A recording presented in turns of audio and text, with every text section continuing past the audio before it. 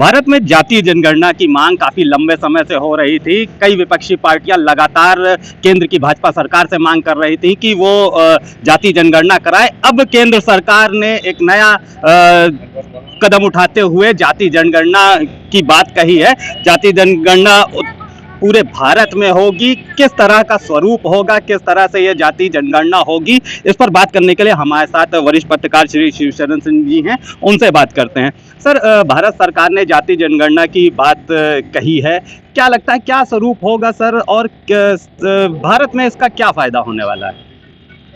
देखिए, जातीय जनगणना तो हर 10 वर्ष के बाद होती है और 2011 के बाद जनगणना नहीं हो पाई।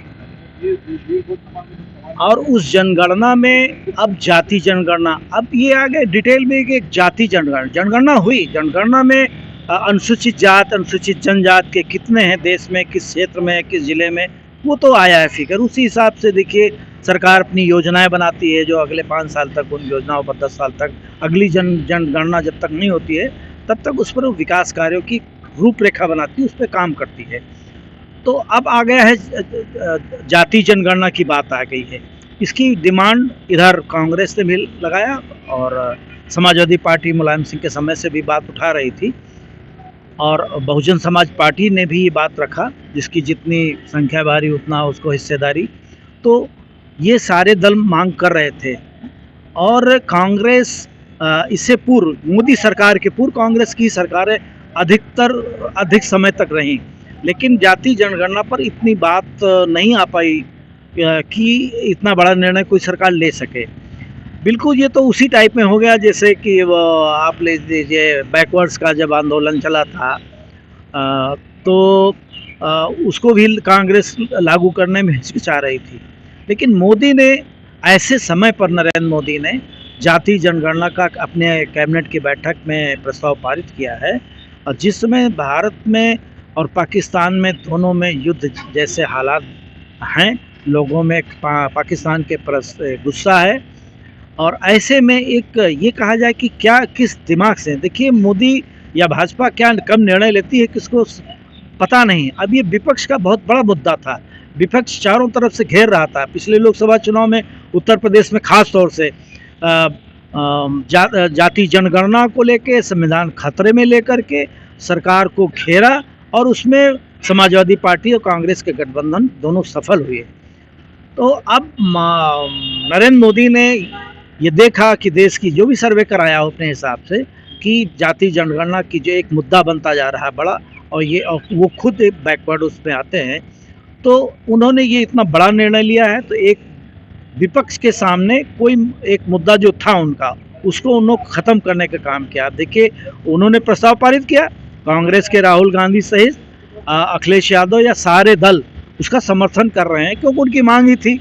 और ये मांग भाजपा की भले न रही हो, लेकिन बैकवर्ड उससे आते लीडरशिप, आप देखिए भाजपा भी पूरा उसी पे जा रही है जिस ट्रैक पे ये लोग जा रहे थे। और कांग्रेस के खिलाफ भाजपा हो, चाहे जनता पार्टी बनी हो तब उसमें शामिल थी, बाद में भाजपा बनी।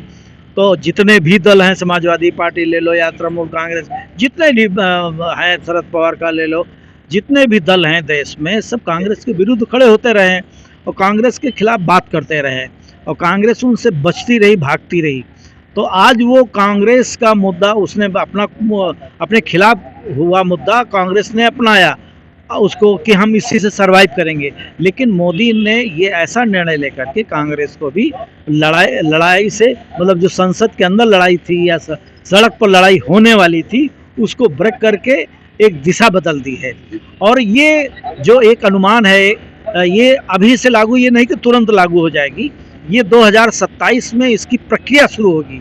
क्योंकि जातियों का गणना ये बहुत बड़ा काम है, इस सर्वे बहुत बड़ा सर्वे होता है, पूरे देश की सरकारों, सारी राज्य सरकारों का सारे कर्मचारी लगेंगे, और भी प्राइवेट सेक्टर की एजेंसियां इसमें लाई जाएंगी। उसका एक फॉर्मेट तैयार होगा, उसका एक मानक तैयार किया जाएगा, कौन कौन सी जातियां हैं, कौन कौन सी उपजातियां हैं बैकवर्ड में, तब जाके वो क्लियर होगा।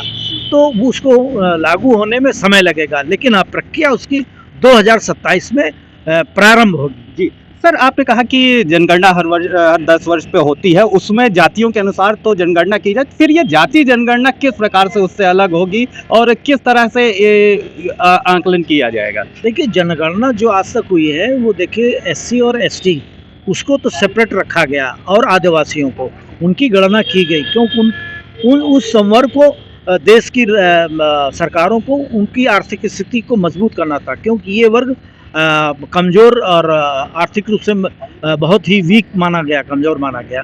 तो इसलिए उनका तो सर्वे उसमें जनगणना में लाते रहे, लेकिन बैकवर्ड को नहीं लाए। तो अब ये जब बैकवर्ड को लाएंगे तो इसमें सामान्य का भी अलग होगा, सामान्य वर्ग में कौन कौन सी जातियाँ आएंगी। तो अब आप सामान्य में जाओगे तो पूरे देश भर में लाखों जातियाँ होंगी, बैकवर्ड में लाखों जातियाँ होंगी और उपजातियाँ होंगी, उनको सबको विभाजन का काम। इसीलिए मैं कह रहा हूँ आज 2025 है, लेकिन इसकी प्रक्रिया शुरू होगी 2027 में। तब तक इसकी एक पृष्ठभूमि तैयार होगी कि हम कैसे सर्वे करें, कहाँ किन किन राज्यों में कौन कौन सी जातियाँ हैं, उनमें उपजातियाँ हैं। ये बड़ा विस्तृत कार्य है, इसलिए इतना आसान नहीं है। हाँ, लेकिन एक मांग पूरी गई है और ये देश हित में कहा गया है, देश में है भी। जो जनता की आवाज़ है उसको अगर पूरा किया जाए तो यही सरकार का काम होता है। जी सर, भाजपा ने जाति जनगणना की बात स्वीकार कर ली है, लेकिन कुछ समय पूर्व भाजपा के एक वरिष्ठ नेता का ये कहना था, जो करेगा जात की बात उसको मारूंगा लात। वो उसको कैसे देखते हैं, क्योंकि उन्हीं के नेता इस तरह की बात करते हैं, फिर जाति जनगणना की बात होती है। देखिए, ये अटल बिहारी वाजपेयी की सरकार भाजपा नहीं है, ये नरेंद्र मोदी की भाजपा है। नरेंद्र मोदी की भाजपा में कोई कुछ बोलेगा तो बोल नहीं सकता है, फिर पार्टी के विरुद्ध अगर एक शब्द निकलता है तो वो समझ लो जिस पद पे है उससे नीचे ही उसको जाना है, ऊपर नहीं जाना है, ये तय है।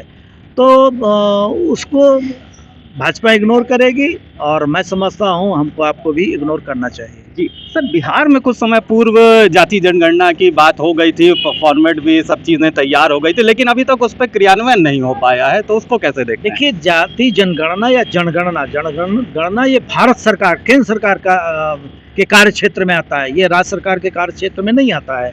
तो भले बिहार हो या तेलंगाना हो, इनमें एक सर्वे किया गया, या कर्नाटक का हो, वहाँ किया गया, लेकिन उसको लागू नहीं किया गया, नहीं, वो कर भी नहीं सकते हैं।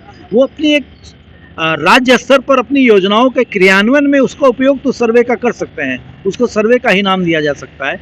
लेकिन जब ये जाति जनगणना आएगी तो उसमें सब समाहित होकर तब वो लागू होगा। जी सर, क्या समझते हैं कि जाति जनगणना जब भी होगी 27 के बाद इसको फॉर्मेट में लाया जाएगा तो कितना फायदा होने वाला है, किस तरह का फायदा मिलेगा देश को? अब देश को क्या, देखिए, योजनाएं बनती हैं जनगणना के आधार पर, किसकी कितनी पॉपुलेशन है, कितना पिछड़ा हुआ है, उसमें खाली जाति का ही गणना थोड़ी ना होगी। इस ब्लॉक में या इस जिले में कितने गांव हैं, उन गांव की सड़कों की स्थिति क्या है, वहाँ स्वास्थ्य की सुविधाएं की क्या आवश्यकता है, वहाँ पे रोज़गार के और क्या है, इंडस्ट्री का और क्या करें, कृषि क्षेत्र में क्या काम होना चाहिए, ग्राम विकास में क्या होना चाहिए, शहरीकरण में आ जाइए, इंटरनल वहाँ की सफाई और लाइट, दुनियादारी, जो भी विकास के कार्य आएंगे उनका भी सर्वे उसमें होता है कि कौन कौन सी कार्यों की आवश्यकता है, उसी जनगणना में आएगा। तो इसी जाति जनगणना में आएगा, तो काम तो सब पूरे देश का होगा, फायदा इन सब का होगा। खाली ये नहीं कि बैकवर्ड का ही फायदा हो जाएगा, फायदा सारी जातियों का होना है, सारे क्षेत्रों का होना है, क्योंकि योजनाएं उसी आंकड़े के आधार पर वो क्रियान्वित की जाएंगी और फंड उसका रिलीज होता है। धन्यवाद सर। तो हमने आज बात करी जाति जनगणना के मुद्दे पर वरिष्ठ पत्रकार शिवचरण सिंह जी से, जिन्होंने हमसे बात करते हुए बताया कि जाति जनगणना एक अलग तरह का फॉर्मेट है, इसको लेकर अभी सरकार अपने कार्य को आगे बढ़ा रही है। लगभग 2027 से इसको क्रियान्वयन किया जाएगा और उन्होंने कुछ चीज़ें स्पष्ट करते हुए कहा कि जनगणना तो हर 10 वर्ष पर होती थी, लेकिन ये जाति जनगणना उनसे अलग होगी और ये काफ़ी बड़ा काम है, अलग तरह का फॉर्मेट बनाना पड़ेगा। और सबसे बड़ी बात उन्होंने ये कही कि इस जाति जनगणना से सभी वर्गों का फायदा होगा, किसी एक विशेष वर्ग और जाति का फायदा नहीं होगा, क्योंकि जब जातियों की जनगणना होगी, उनके लोगों की गणना होगी, तो योजनाएं उनके अनुसार बनेंगी और ये भारत के लिए काफ़ी फायदेमंद होगा। वीडियो जर्नलिस्ट अखिलेश सिंह के साथ संतोष कुमार, भूमि टीवी, लखनऊ।